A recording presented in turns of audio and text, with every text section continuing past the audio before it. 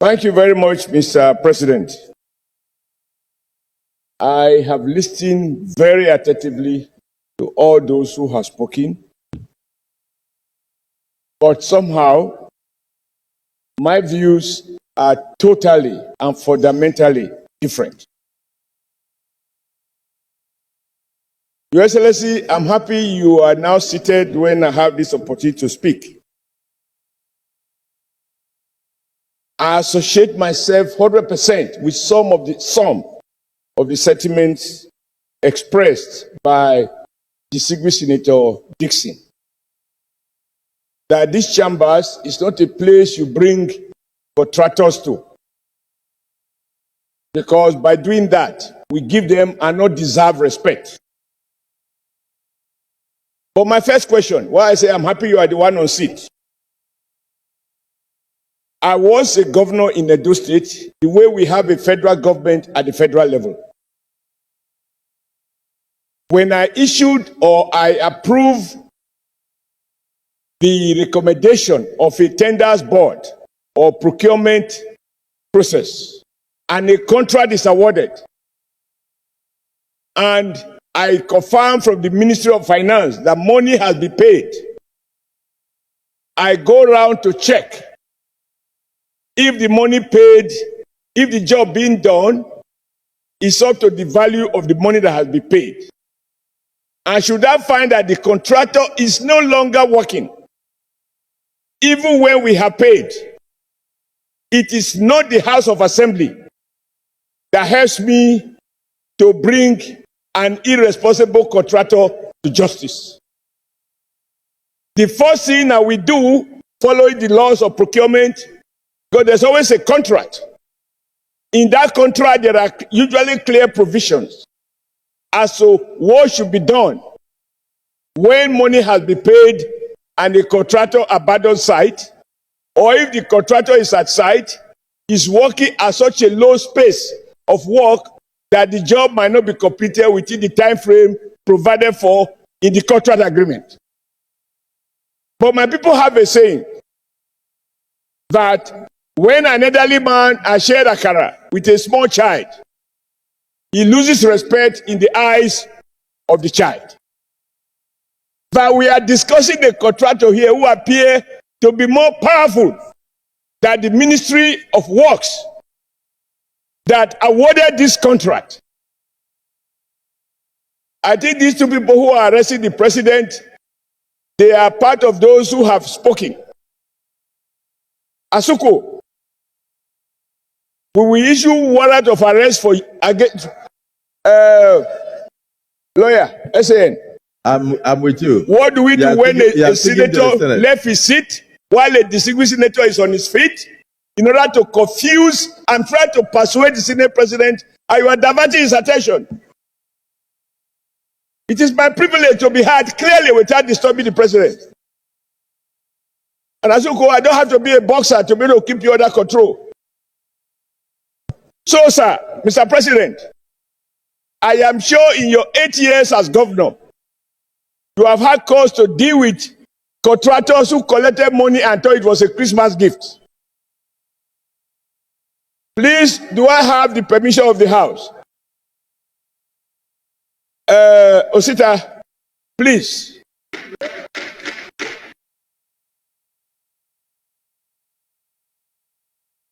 So, sir, my first question, who is complaining? Is it the committee that awarded the contract? Is the minister complaining? If the minister is not complaining or is pretending to complain, should we not make exactly the same anger on the minister as well as his agent, the contractor?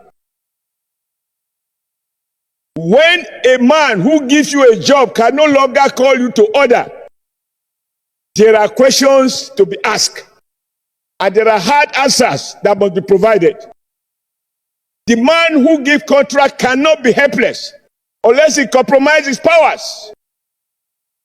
So the anger of my brother, distinguished Senator Orji, should be directed at the Federal Ministry of Works. And like somebody said, even petty contractors collect money and walk away. And there are no consequences. And I want to ask for those of us who have had the privilege to give jobs, even in our personal capacity, when you pay your contractor with evidence and you have agreement that says once you pay a job is done, if the contractor doesn't do it, why are you not invoking those sections not only to terminate but to use law enforcement? Because this is not a civil matter, it's a contractual obligation that can have a criminal implication. And then get the security information agencies to recover the portion of the money that has been paid and for which no job has been done. But the committee to now be the one chasing a contractor and the federal ministry seems to be indifferent. Suggests that we are directing our anger not to the source of the problem, but to the consequences arising from official neglect by those who are empowered to enforce contract agreement. I therefore submit, sir, with profound respect, but the Honorable Minister of Works is as implicated as any other person. Because in the first instance, he is the one representing the executive in awarding this contract. He has a story to tell as to why his contractor has become more powerful than him. Until we do that, I think we are being misled into chasing the contractor. Who is this contractor that is so powerful? More than the federal government, more than EFCC, more than all the agencies that are put in place to deal with people who are involved in criminal embezzlement of public funds. So I submit, sir, that everything we have said of Julius Berger, we should say even more to the Ministry of Works that awarded the contract. There is no evidence they have the power to revoke the contract, and they have the power under the law to get that part of the payment for which they have no work, to recover that money to public treasury and award the contract to another contractor under clear terms of contract execution. Thank you. So let us not shy away from the root cause of the problem. May we not engage anyone that is beyond our capacity to bring under control.